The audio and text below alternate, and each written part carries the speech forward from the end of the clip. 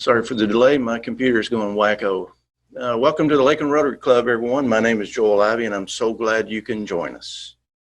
At this point, we're going to call on our own Dr. Mike Loudon to lead us in the Pledge of Allegiance invocation and to recite the four-way test. Dr. Mike is a retired minister of the First Presbyterian Church. He is a Paul Harris Fellow, 22-year Rotarian of this club, and some past experience as well. He's also been a past president somewhere around the country. We're certainly happy to have him in our club. So, Dr. Mike, would you lead us in the invocation, please? Thank you, President Joel. Let us pray. Dear Lord and Father of us all, forgive our foolish ways. Reclothe us in our rightful lines, in pure lives thy service find, in deeper reverence praise. Thank you, Lord, for our Rotary Fellowship, for our leaders, and for opportunities to serve our community and the world. Encourage us by our time together today and guide us throughout this week. In thy name we pray. Amen. Now the pledge to the flag. I pledge allegiance to the flag of the United States of America and to the republic for which it stands, one nation under God, indivisible, with liberty and justice for all. And now the four-way test of the things we think, say, or do. Is it the truth? Is it fair to all concerned? Will it build goodwill and better friendships? Will it be beneficial to all concerned? Thank you, sir. Much appreciated. And now to do the introduction of guests and visiting Rotarians, our board secretary, Trey. Good afternoon, everyone. If we have any guests or visiting Rotarians, if they could announce themselves. And I know I saw Doug McCall, visiting Rotarian. Do we have any other visiting Rotarians or guests? Yes, this is Ryan McKellen from International Diamond Center. I'm the store manager of the new location that we just opened in Lakeland. Hi, thanks, Ryan. Trey, I'm happy to be hosting Ryan today. I'm excited about the store. It's open at Lakeside and is the 10th store of the International Diamond Center. And so I know Ryan wants to continue to attend and is interested in joining the club at some point. And so I'm happy to have him today. Okay, well, thank you and welcome, Ryan. Thank you so much. Glad to be here. I'm sorry? I said I'm very glad to be here. Thank you so much for having me. I appreciate it. Absolutely. Free Any sample. other guests or visiting Rotarians? Anyone else? Any other guests or visiting Rotarians? I think I heard him say free samples at the diamond store. Was I crazy? Yeah, I'll down that after the meeting. I heard that too. Yes. Yeah. Well, we have a spring obsession coming up. I'm looking for raffle items. So.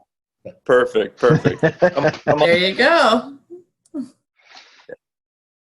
Any other guests or visiting Rotarians today? Okay. Well, welcome to everyone. Great. Thank you, Trey. Welcome, everyone. I think we just lost all of our female members to go get some free diamonds.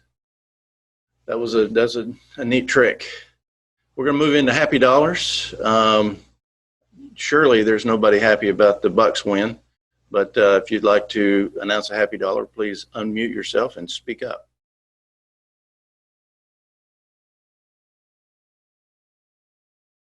Well, this is Melody. I'll say I'm happy. I'm sitting outside the orthodontist, and this is one of the last 3 appointments we have until her braces are off. So for all the other parents that have gone through this, I'm almost done. Yay! Excellent. That's awesome. Any other happy dollars? I'll say I'm happy too, President Joel, because my family and I have been undergoing a major home renovation, including floor-to-ceiling kitchen and lots of flooring, and we finished this week and got to move back into our house, so that's awesome. And our fellow Rotarian, Sean Harper, was our contractor, and he did a great job. So great, and you're still friends? And we're still friends. That's awesome. That's the best part. Any other happy dollars? I'll jump on Amanda's bandwagon. We just finished building a new house last week, so we moved in on Friday. So that was a process. It was under construction for about 19 months. So we're glad to be in it now, but there's still lots of boxes to unpack. I think Joel said he was going to come over this afternoon and help out. So You lose a lot of friends when it's time to move. That's awesome. Any other happy dollars? President Joel, this is Michelle Ledford. I'm Michelle. Hi. I was just going to share that had a fun time participating in Visti's virtual Visti Ball event this weekend and had the opportunity to compete against President Joel's team. And I think they were so intimidated by our presence that they didn't even show up. So I'm glad to say that we won that round. Yeah, I think you're very much right because we could not get the technology to cooperate with us. But that was a fun event. Thank you guys for doing it. And I appreciate the fact that even though you answered everything wrong, you still got to win. So that's just not fair. Not fair at all. You weren't that wrong. That was a great event. Thank you, Michelle. Any other happy dollars? Is there really not one single Buccaneer in this whole group? My goodness gracious. I will jump on board there. I am a Tampa transplant here in Lakeland, Florida, and I couldn't be more thrilled about Champa Bay and the years that they've been having. And so I remember my first really falling in love with the Bucks back during the Warren Sapp days, and to see the kind of defense that won this game just made me super happy. And so I will be sure to speak up for this happy dollar. Thank you. Fantastic. Thank you, Gwen. And don't mute yourself. We'll move right into announcements. Gwen, I think. Wait, I have happy dollars. Okay. There's more. All right, let's do it. I got to see my 26th grandson, Milo, for this last weekend in Durham for the first time. He was born in July, and many of you prayed for it. And held him for 2.5 hours on the initial time. So it's really special. What a great story that is. What a blessing. And thank you for sharing that with us, Mayor. We appreciate it.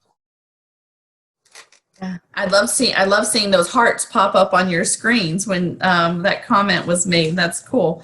I'll have to figure out how to do that. So moving into announcements, I am making an announcement on behalf of our new greeter chair, which is Karen Moore, and she also has the assistance of Dr. Craven. And so it's so nice to bring a warm welcome to each of you, and thank you for those of you who volunteered. You should have an email in your inbox that will give you the opportunity to click on the link. Please do not reply directly to that email with the date you want to sign up, even though you'll see the dates in there. But click on the link and it will auto-populate your name. It makes it very easy, and then you'll be filed right in, and you also get a reminder email. And so please fill in those earliest slots possible between now and end of May. So thank you for your Rotary service as we welcome one another to the meeting every week. Great. Thank you, Gwen. And thank you to Karen and Pam. Thank you for stepping in as well. Appreciate the help on that. Twilight 5K, Scott LaRon, you got anything new for us? Got anything old? Sorry. So doggone, I was on mute. You'd think I'd have that down by now. Sorry. I just want to let everybody know that we've got the the fundraiser site is available up on the Club Runner. There's options for T-shirts all the way from extra small to 4XL. And then there's also 3 levels of sponsorship. 100 gets your name on the back. 250 gets your name in a larger font, and 500 gets your name in the largest font. So we'll be running this fundraiser for the rest of the month. And we hope you guys get a chance to contribute. And again, we apologize for not having the run this year. Thanks. All right. Thank you, Scott. Just great reminder to everyone. This is one of our regular fundraisers, and we do need the extra cash to come in and make sure we can meet our obligations. So thank you. All right. Spring obsession. Scott Reed. All right. Good morning, everybody. It is that time of year, and we are very excited that we are going to continue and go forward with Spring Obsession. It will not be canceled. It will go forward. It's going to be a great event, and it's going to be at the beautiful Lake Crago Park. If you've not been there, just take a ride down Lakeland Hills Boulevard next to the Hollis Cancer Center. It's a great place just to go and hang out, drink coffee, and spend time in nature. It's going to be, we're going to have a wonderful setup. It's going to be, we have some COVID restrictions in place, but they're not going to be overwhelming, and it's still going to be a great event. We're going to have a lot of fun. To that end, we need Rotarians to step up and volunteer for us. We have several different shifts of approximately 2 hours each that you'll be able to sign up from early morning to mid to late afternoon. We've set up through Club Runner, we set up a sign-up sheet that allows you to sign up for different shifts and different types of activities. I will forward that email link to everyone, like Gwen was mentioning, that will give you the opportunity just to view those and sign up. This is a great time just to fellowship with each other and see each other in person, and just enjoy the fresh air and sunshine. We worked really hard on this, and I know it's going to be a lot of fun. So if you would, please take time to look at that sign-up list and sign up for one or more shifts. Thanks, President Joel. Okay. Thank you, Scott. This is Linda. I have a question. All right. I got an email about gift baskets for the Spring Obsession winner. They do. I do not have a direct answer for that, but I will find out. Now, are you talking about the raffle? Yes, the raffle. I think I think it's the end of this week is, and that's only due, and I don't need them by the end of the week. I just need to have just a name and stuff so we can include the name in any marketing materials that we're doing. Okay, that's great. I'll send you an email. Thanks. Yes, and you should have gotten an email from Beth that has my contact information. This is Mark Davies, by the way. Yes. Got that. So good. Thank you. All right. Thank you. Great. Thanks for that catch, Mark. All right. Jack Lohman, how about a fellowship event? It's about time. Yes, let's do that. Well, actually, we're going to do it a week from this Thursday, so that would be February the 18th at the Joinery downtown, which is right on Lake Mirror. Hope you can come. It's happy hour starting at 5:15. They have 6 different restaurants plus a great ice cream booth there. So all kinds of great food, full liquor bar. There's great seating outside looking out at the lake. Plenty of seating inside also. So come one, come all. We'd love to have you there. Great. Thank you, Jack. Thank you for continuing to put things together for us to gather for. So much appreciated. And the Joinery is a great place to go. So if you haven't been there, please come. All right. President. Yes. President Joel, this is Melody. I want Matt couldn't make it today, but he wanted me to add that we did put on for Spring Obsession. We did put the link on the Rotary website to for kind of our cash call in lieu of being together. We raised a lot of money last year, and we still need it this year. And on there, you'll see that it'll actually allow you to buy an AED to donate in your name, as well as different amounts you can. Whatever you can do would be very helpful. We raised almost $4,000 last year this way.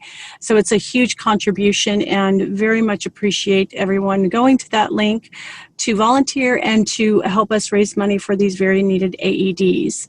Also, at the happy hour, we'll be handing out Kathy made these beautiful posters to be put around the community to let others know. And then please share on Facebook all the information that's posted. That's all I got. Thank you. All right. Thank you, Dr. Mel. So it's on the our Rotary Club website. You just follow the links and you can make donations directly to the AEDs themselves. We are trying to provide about 25 AEDs with all the batteries and components that go along with that. And that will fully satisfy what we set about to obligate ourselves to with the Lakeland Police Department. So any help is appreciated. Any other announcements? President Joel, just one other thing I wanted to throw in there because someone commented about an update on in-person meetings. I just want to let everybody know that there's a handful of us that are working to get that done.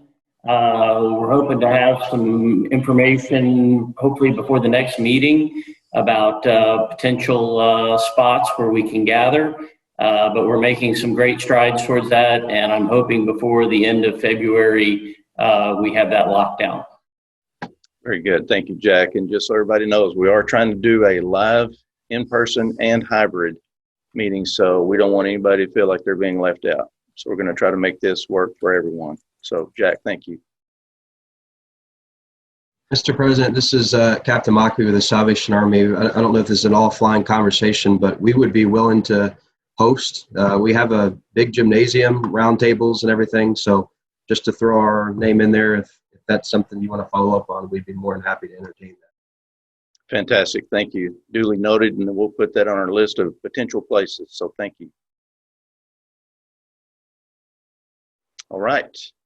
Let's get on into our program. This is going to be introduced by Don Selvage. Don is the president of SHR Human Resources.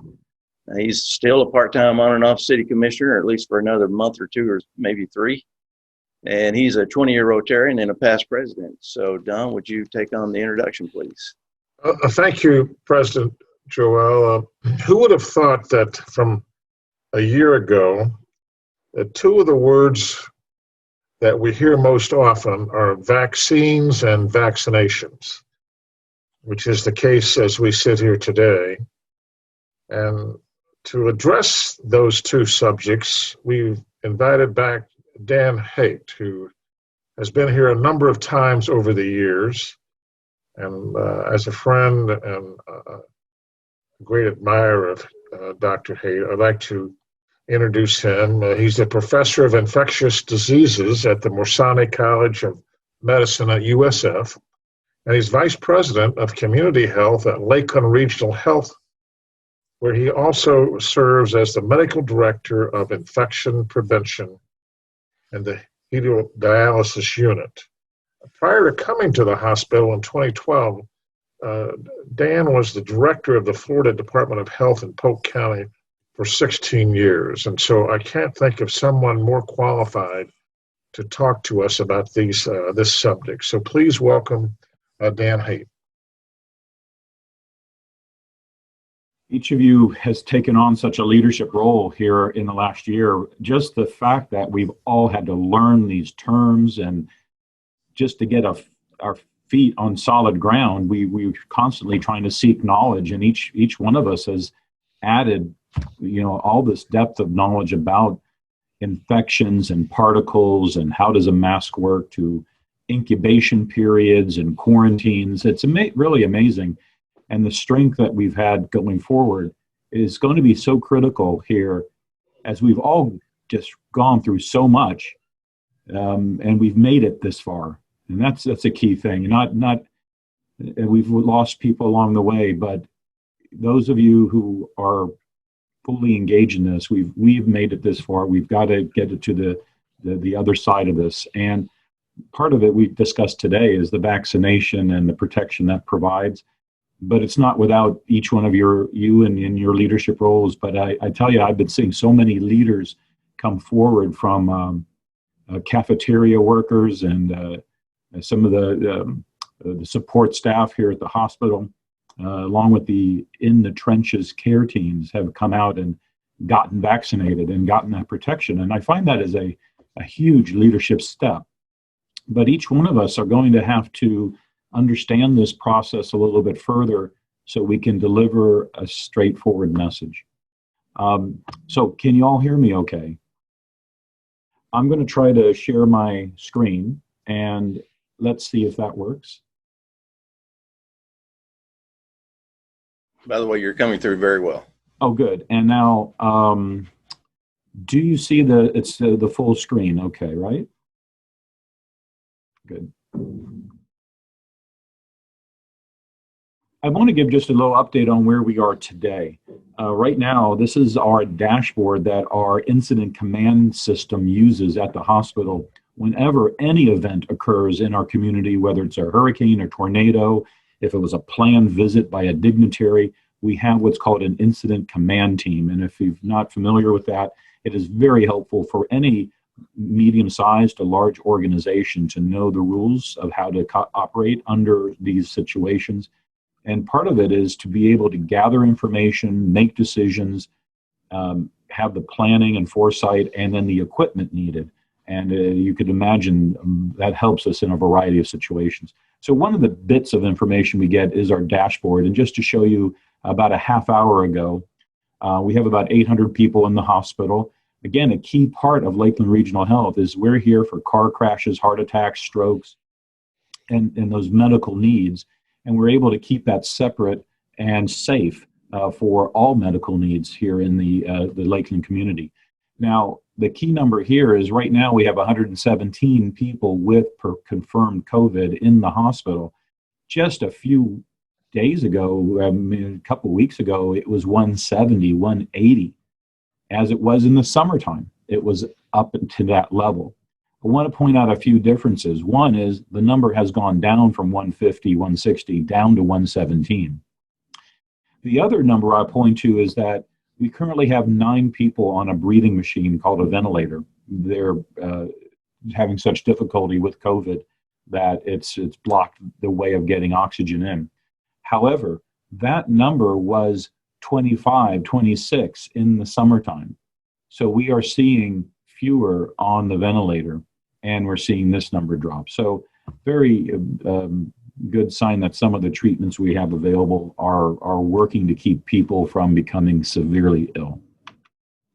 I will make one little plug, as I'm going to focus on vaccines, but I will make a mention that testing, there are different kinds of testing for COVID. The original testing was what was called polymerase chain reaction, or PCR testing. It is here showing you the virus. The test is not a test looking for the entire virus. The test is only looking for a small piece of what I'm circling here, this genetic material. The virus has genetic material in it called RNA, and this test looks for just a piece of it. The reason that's important is it's a wonderful test if you are having an exposure to COVID, you're having sickness, and you come in and get tested, and this test is positive, you can really believe that, yes, you have COVID and you're contagious. However, as you recover, you can imagine that this is a very, very tiny chemical that is in the millions to trillions as you're recovering from an infection. And as this virus becomes beaten by your body and starts to fall apart to where it cannot cause infection, it's still coming out of you. So if you test a person who has recovered and they're no longer contagious, unfortunately, the test is still going to show positive, and we would call that a false positive. This usually occurs after 10 days from the first day of symptoms, if they had a mild to moderate case. So the moral of that story is, don't get a test to show that you've recovered. This PCR test will be falsely positive for up to 3 months, even though you're no longer contagious. So we're still running into that problem, is why I mentioned that people are still seeking a negative test. And no, we want to look at that very carefully. There's also tests that look for bits and pieces of the virus. As you see, there's other parts to it, and there are very rapid tests that take about 15 minutes that look for these little parts of the virus that certainly can generate an immune response, and they call those an antigen. And those antigen tests, again, work the same way. They are working best when you're sick, and it may be positive after you've recovered for some time. There is antibody tests which measure what your body makes, and those aren't as accurate to know what do we do with a positive test, or do we get a false sense of security with a negative test. Those tests are not used in most circumstances, so you'd want to get good guidance and not just seek these tests like that. I'm not going to go much into the treatment, but I will say that we do have treatments that the list has grown a little bit, and I think they've worked out to be effective. I personally am involved in a blood clot prevention study, which is a national study here in Lakeland. And what we're doing is anyone who's had a mild infection within 14 days and was not hospitalized between the ages of 40 and 80, we're enrolling them in a study that's trying to reduce the blood clots that we're seeing as people are recovering from COVID. We've seen heart attack, stroke, blood clots in the lungs and in the legs. And we're looking at very common medicines like aspirin and Eliquis, which is a blood thinner, or just what we're doing now, a placebo. What is the best thing to do? We're trying to formulate that advice so going forward, we can give patients that protection they need as they recover. So please contact me if you know someone who's recently been tested positive and fits that criteria.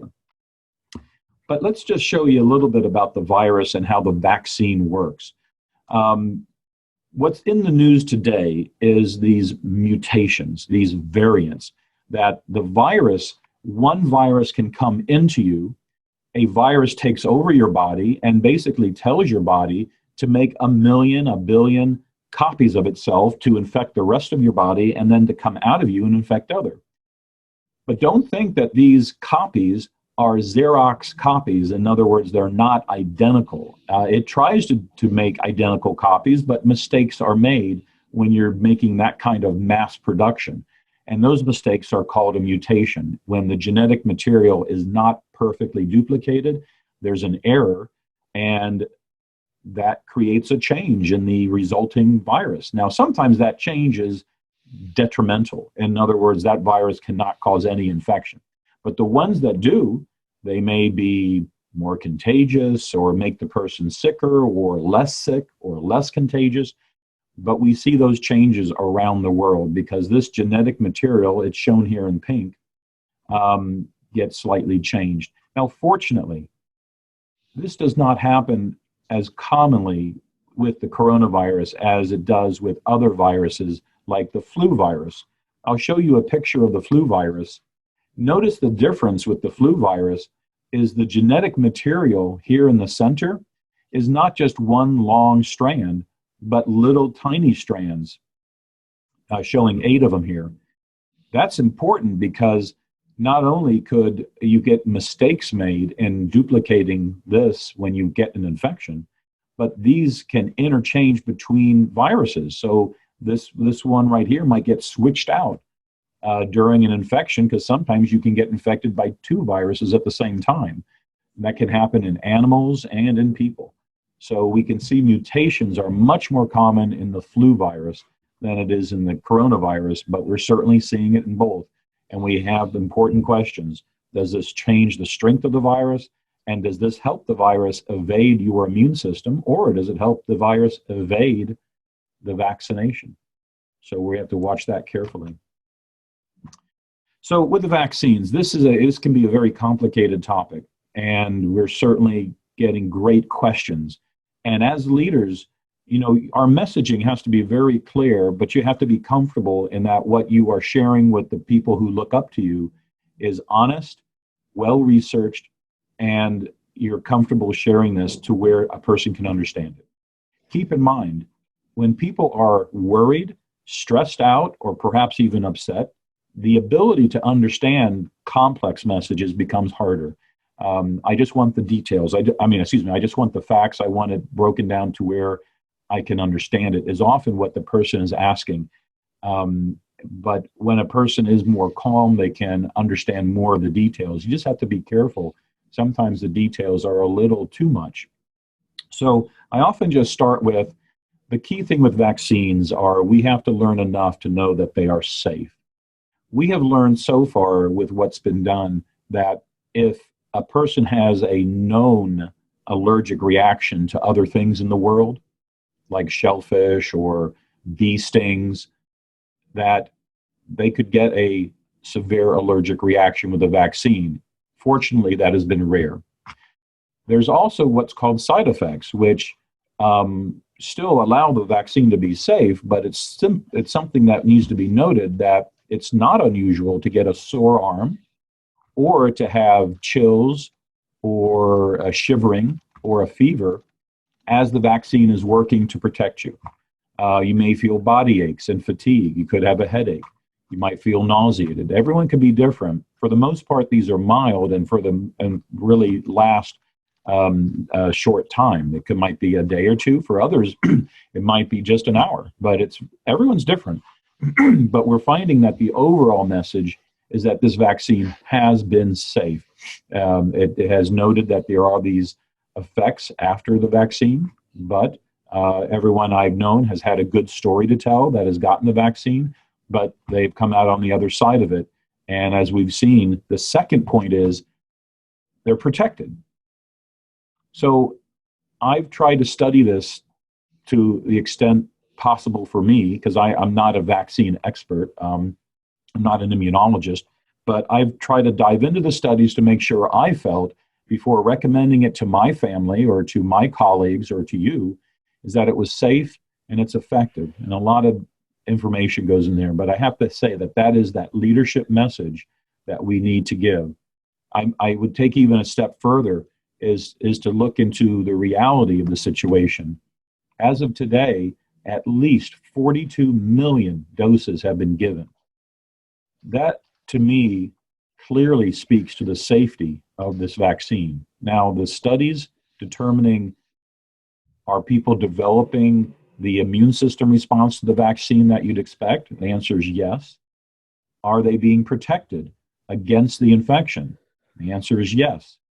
So 42 million doses just in the United States really gives me that sense of we're learning even more about it being safe and effective. Now, I'll deal with one question that comes up right away. And I had this concern. When I heard that a vaccine was being developed, which was a pretty obvious step when we got hit with this pandemic early last year, was there would be a vaccine being developed. And my initial feelings were, well, I'm certainly going to wait and see what's this all about. How does this vaccine work? What's the studies show? And I would say I was rather hesitant when I started to learn about, well, this is a new vaccine. But as I dove more into it, I found out that the technology to make this vaccine is about 20 years old.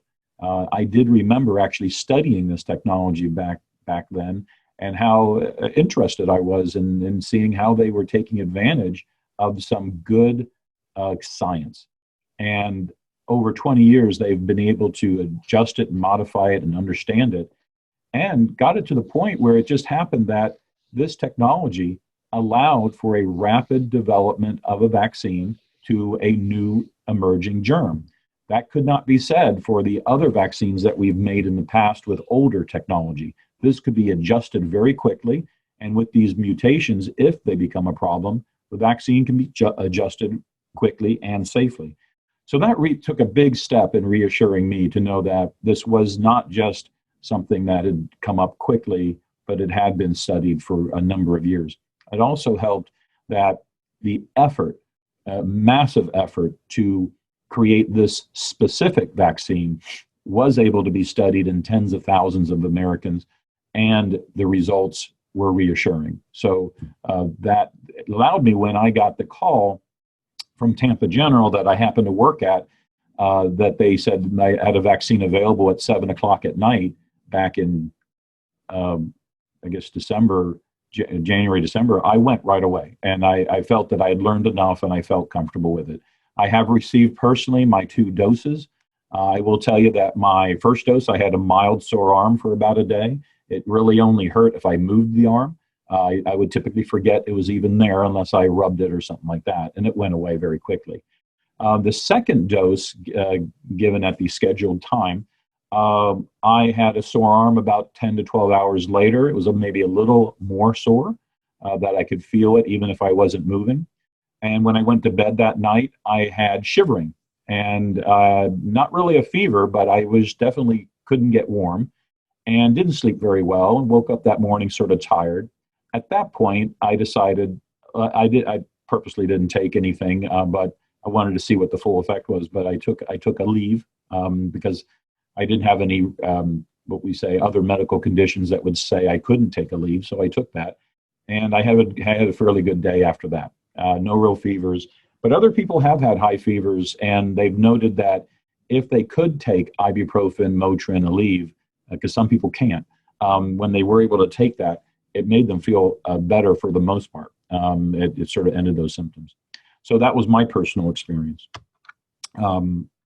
I did see some photographs here. You may recognize this, but These are some of the folks that we may be running into that feel very strongly about vaccines, because I will say that you're going to meet people that will say, this is, I've heard enough. I'm going to get it. I'm going to get the vaccine. I've heard enough. I just, I'm not, just go forward. And I still would encourage those people to ask questions, make sure they understand what the vaccine is and do it. But I'm glad that other folks are just researched it and felt that it is safe and effective and are going to get it. There's others that are on the fence, but they need their questions answered, and that I think would help. Sometimes I do meet a person that, and I'm not sure why they're wearing referee uniforms. I couldn't quite make the connection there, but this person may say to you, the vaccine, if you get it, it makes you glow in the dark, and I've heard that, and I don't really believe this person actually believes that, but they know that that's enough to get people to really start to question and doubt, and they really need sources of truth. Now, what was odd about this picture, as someone pointed out to me, is as you see there, they're on a street called Dale Mayberry in Tampa on a certain Sunday, and this group here is way back here, and they're facing about 7,000 people who had just gotten all their vaccine for the COVID, and quite frankly, I think they feel very protected, and they're out there doing their jobs, risking their lives. So it was sort of amazing to see this kind of interaction there. But you're not going to convince everybody, with science and other things. You're not going to be able to convince everybody that has got extremely strong views on it. But I think that we need to appeal to those who would get the most protection, who feel that they just need their questions answered. It would take me, it would take a time to describe the chemicals involved and the antibodies and all this. And it's a fascinating thing. And some of you may remember back in high school, if you took biology and chemistry, the lessons we learned about DNA, which is our genetic material, or RNA, and then showing you that this is just a tiny, tiny piece of DNA. And the DNA has different chemicals, and they match up, and it actually is made up of a code. And you can see this is color-coded, green and orange and purple and blue. And it just repeats itself in a way that actually is in a code that helps our body pass along our genes, but also to make very specific proteins. But again, super complicated, and I think we would lose, the audience. But I think the issue is, go back to the main message, is that experts have studied these things carefully, and the vaccine is safe and effective. Now, I am going to go into a little bit of science here in the time we have remaining, and then get to some questions. But the key matters is that the old vaccines, they used to take the germ and kill it and inject it, and our bodies would form an immune response, or they would take a virus and weaken it and give it, and that would form a mini infection without getting the person sick, and an immune response would occur. Those old ways take a long time to make. We'll take a moment here and just describe, when you see photographs like this, they'll show you what your genetic material is made of DNA. Now, if you can see, there's just really tiny little connections there all through this.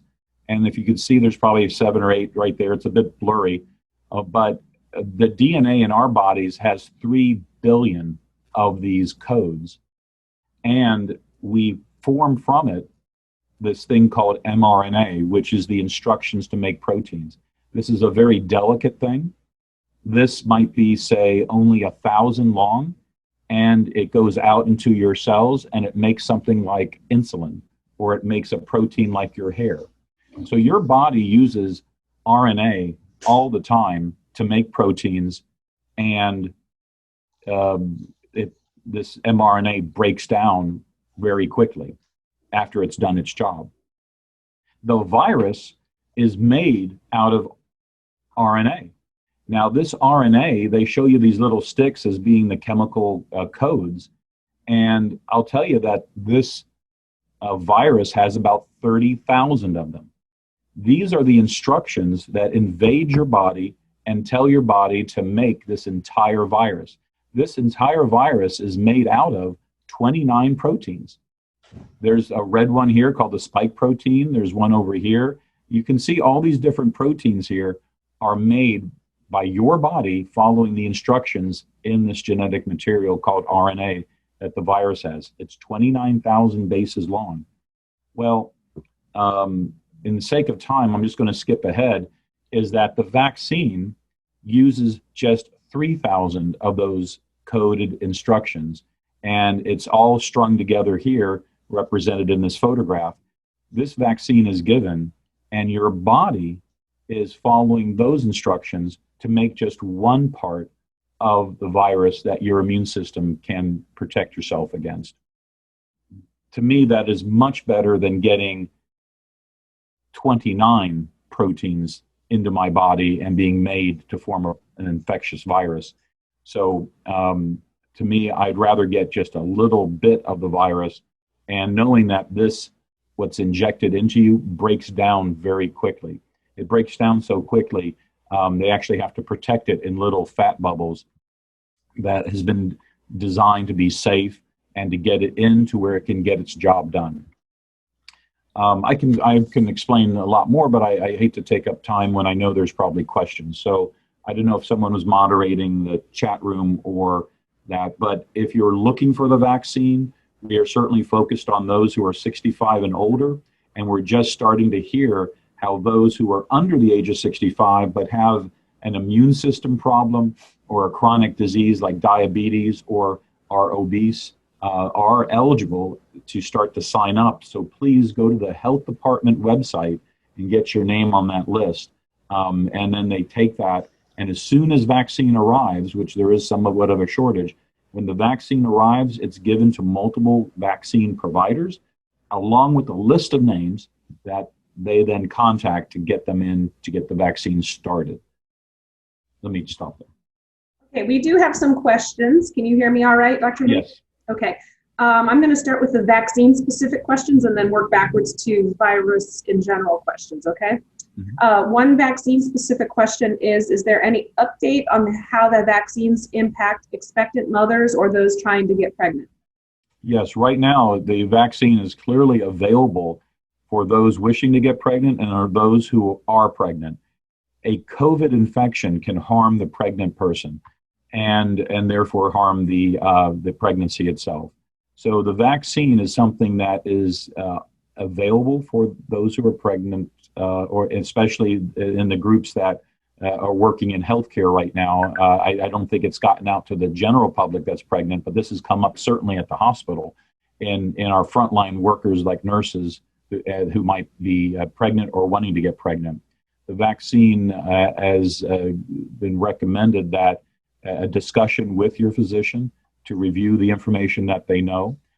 Although it was not studied in pregnant women during the initial studies, people that did receive the vaccine inadvertently got pregnant, and they have not determined any harmful effects of that. Also, what I've learned is just understanding how the vaccine works. It does not interfere with genetic material of your own body, so your own genes, your own DNA is not interfered with. And I have not seen any credible red flags that would point to a concern that would interfere either with fertility, breastfeeding, or pregnancy.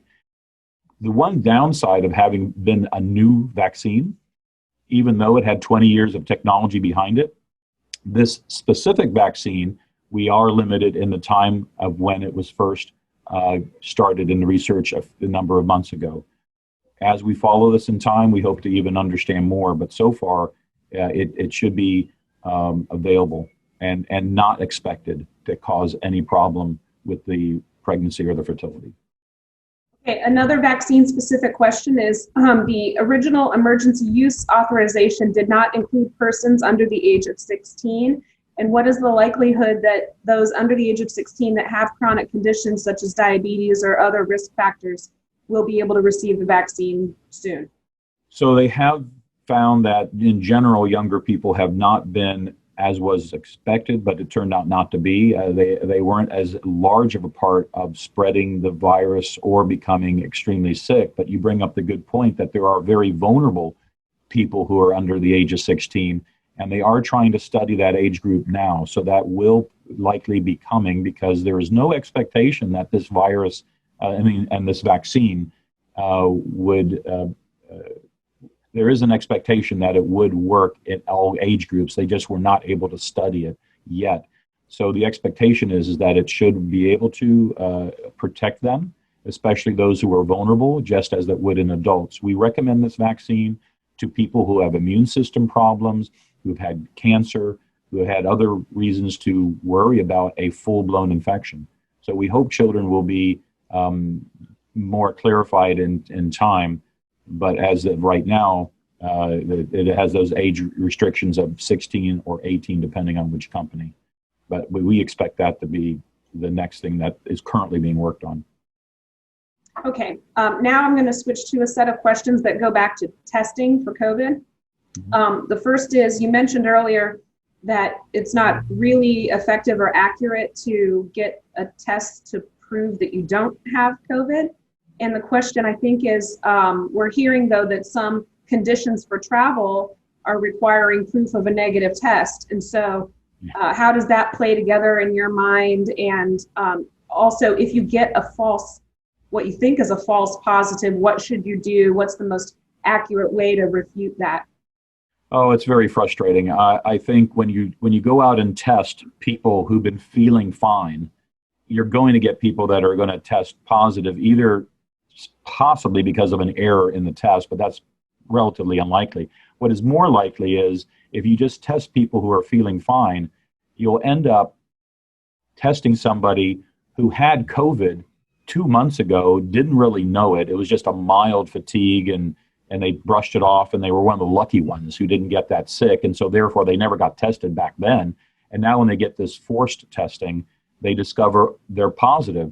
And it's so problematic because there's no way of really proving whether this is actually the opposite, that they're going to get sick in 1 or 2 days, and it was just caught early.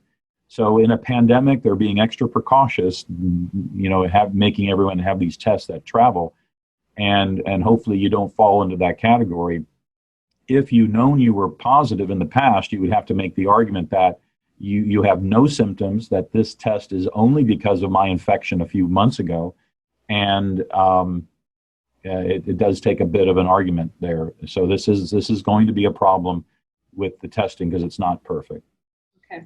Another vaccine-specific question came in, so sorry to switch gears on you again, but somebody's asking if you can explain the difference between the different brands of vaccines. Yeah, so the Moderna, and the Pfizer, the two companies, both use a little piece of the virus's genetic material. Now, the virus would come in and give you all 29 instructions to make billions of copies of virus and make you very sick, contagious, and it inflames your immune system and does things we haven't even further understood yet. The vaccine gives you only one of those 29 proteins, and your body at first thinks, oh, is this a full-blown infection, and generates an immune response. That's why you have a sore arm. Some people have shivering and fever and achiness and fatigue, but it goes away because there's not the full-blown virus behind it. So both of those vaccines are an mRNA vaccine. The other one that's coming out uses similar technology, but it wraps it in a no longer active cold virus. And that's the way the mRNA instructions get into your body's machinery in order to make that one protein. So there are some subtle differences in how the vaccines deliver the instructions. And in probably the next year, we'll have traditional vaccines coming out where they've taken the virus and made the protein in the laboratory, sterilized it, and or give that as an injection. And then your body's not making it, but it was made in a factory, and there your body gets exposed to that piece of the virus, and you form an antibody response. Similar to how the flu shot is made, maybe not as effective as these mRNA viruses. Okay, President. And there are some differences in how they're stored. And the Moderna vaccine, you should wait at least 28 days before getting the second dose. And with the Pfizer vaccine, you should wait at least 21 days before getting the second dose. And you should not switch. You should stick with the one that you started with. And you definitely need to get the second dose. We recommend that. Okay, President Joel, how much time do I have? How many more can I do? You can do a few more. We'll go a little longer if we need to. So if anybody needs to sign off, just go for it. Okay. Next question is, do you think that because of the potential for mutation that COVID is here permanently, or is it just a blip in time and it will disappear eventually? I see no reason to feel that it's going to disappear. When you've got the entire world an airplane trip away and without the full-blown access to vaccination protection that you're seeing attempted here, this virus is going to be circulating.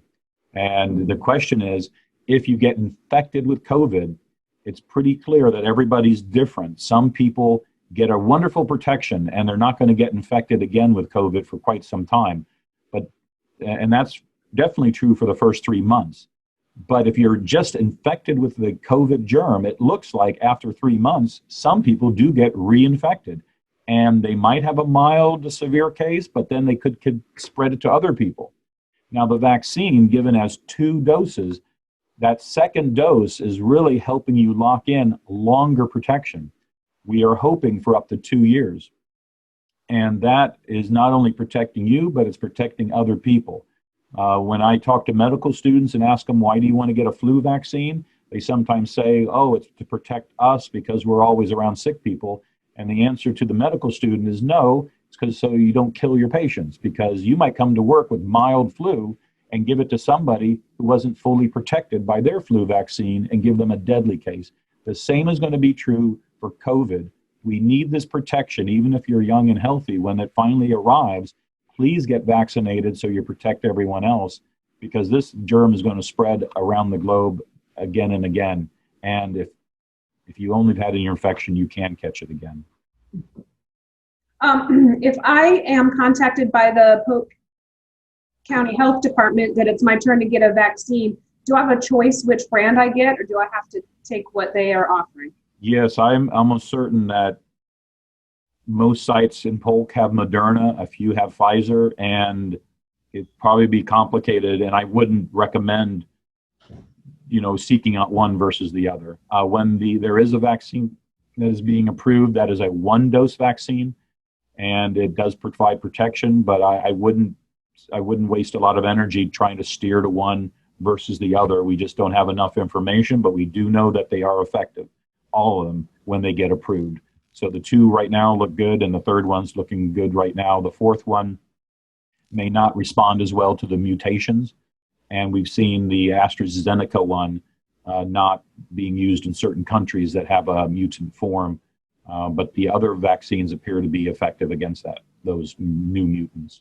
But yeah, we need to slow down this virus. So the more virus that gets spread, the more mutations that will occur. Okay, and this will be the last question.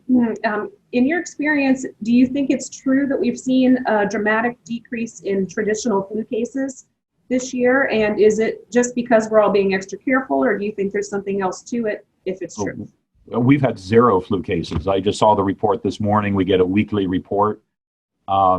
We have seen other viruses like adenovirus and rhinovirus, because I have seen people they look like they have COVID and they test negative for COVID, and with multiple testing. And so there are a few other cold viruses out there, which is probably to be expected, when school's in session and there is that germ that can unluckily get into a certain population. Flu has not been part of this. And I think it's a combination that we have vaccines for flu. I hope everyone got their flu vaccine. Do not get your flu vaccine within 2 weeks of getting the COVID vaccine. We want to keep them separated. Is just a good idea. But I hope everyone can get a flu vaccine because we just don't need that extra headache. But we are having a very light flu season nationwide. And locally, hardly any. I think count on my fingers the number of cases of flu that I've seen, but none here.